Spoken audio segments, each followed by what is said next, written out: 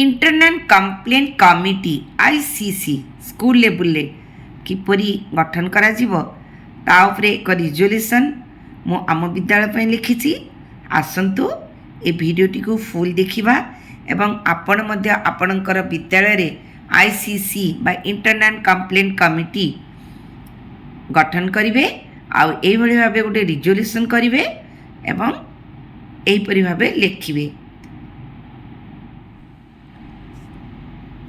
Internal complaint committee ICC school level अधिवेशन number 1 number तारीख देबे आपण जेबे करिवे तार तारीख देबे अद्य तारीख 12 देबे आपण दिबा मु 1 घटिका समय रे आम गुड़ीपदा सरकारी प्राथमिक विद्यालय परिसर रे एक बैठक अनुष्ठित हो जाई अछि। बैठकर मुख्य उद्देश्य थिला विद्यालय स्तर रे आभ्यंतरीण अभियोग कमिटी गठन। बैठक उक्त विद्यालयर प्रधान शिक्षयित्री श्रीमती कनक प्रधान सभापतित्व करथिले।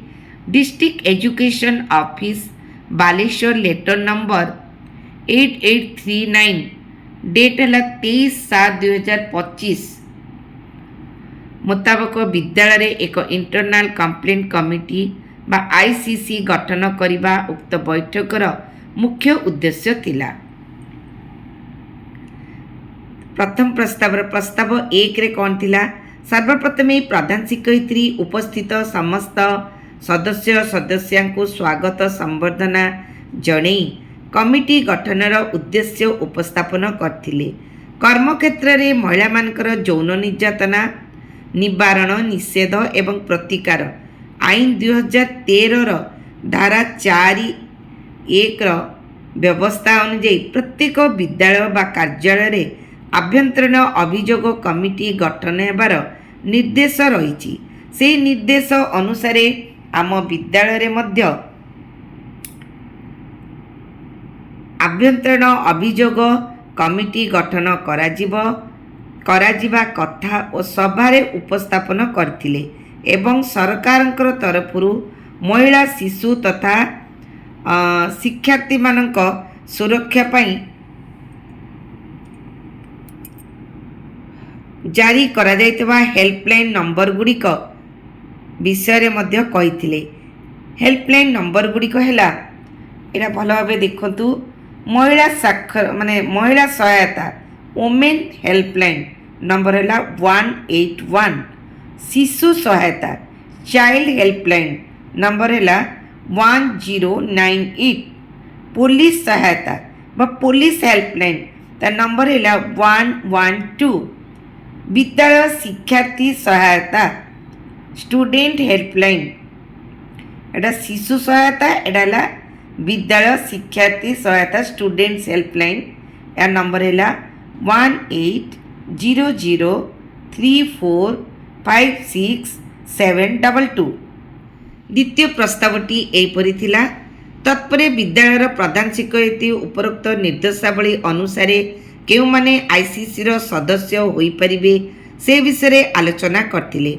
आईसीसी कमिटी गठनर उद्देश्य एवं यार कार्यकारिता संपर्क रे विस्तृत आलोचना करथिले। आईसीसी कमिटी रे 4 जन सदस्य रही परिबे। अनुष्ठानर मुख्य महिला कर्मचारी होइतिले से आईसीसी रो चेयरपर्सन बा अध्यक्ष रहिबे। अन्यथा सर्वसम्मति क्रमे निर्वाचित जने वरिष्ठ कर्मचारी एही पदवी रे रहिबे। आईसीसी रो 2 जन सदस्य निज अनुष्ठान रु रहिबे। एथिरे महिला कर्मचारी को अग्राधिकार दिया जिवो। पुनश्च आईसीसी रो चतुर्थ माने सदस्य विद्यालयर लीगल लिटरेसी क्लब दायित्व थिबा शिक्षक बा कौनसी नॉन गवर्नमेंट ऑर्गेनाइजेशन रो सदस्य रही परिबे। प्रस्ताव 3 रे थिला। तत्परे आम विद्यालय पई आईसीसी कमिटी रो सदस्य मान को चयन करा दैतिला। सदस्य माने हेले अनुष्ठान रो मुख्य विद्यालयर प्रधान शिक्षक जे कि अध्यक्षा तापरे विद्यालयर अन्य जन महिला कर्मचारी सदस्य ए 2 जन को नहीं विद्यालय थिबारु आ तृतीय जन शिक्षयित्री अभाव थिबारु जने अंगनवाड़ी कर्मी आउ एनजीओ रु जड़े महिला कर्मचारी को एथिरे मेंबरशिप कराइतला। आम गुड़ीपदा सरकारी प्राथमिक विद्यालय आभ्यंतरीण अभियोग कमिटी निम्नलिखित सदस्य मानकु नहीं गठित होइतिला। श्रीमती कनक प्रधान भारप्राप्त प्रधान शिक्षयित्री, तांको फोन नंबर श्रीमती सुजाता दास सहकारी शिक्षयित्री यथा तांको फोन नंबर, सस्मिता द्विवेदी अंगनवाड़ी कर्मी तांकर फोन नंबर, पार्वती साहू आशा कर्मी तांकर फोन नंबर। एहीपरि भावे मो विद्यालय जो आईसीसी गठन करबा पई रिजोल्यूशन लिखिथिली, तापरे कौन रोची शेष रे देखिबा। कमिटीर अध्यक्ष और सदस्य माने एही कमिटी जारी हबार 3 वर्ष पर्यंत कार्य करिपारिबे। शेषरे विद्यालयर प्रधान शिक्षयित्री निर्वाचित सदस्य मानकु अभिनंदन जणाई सभा सांग करिथिले। एही थिला मोर आईसीसी गठन करिबार रिजोल्यूशन। आम विद्यालय मु एही परि भाबे गठन करछि। आपण माने मध्य एही परि भाबे आपनक विद्यालय रे कमिटी गठन करंतु और रिजोल्यूशन लिखंतु।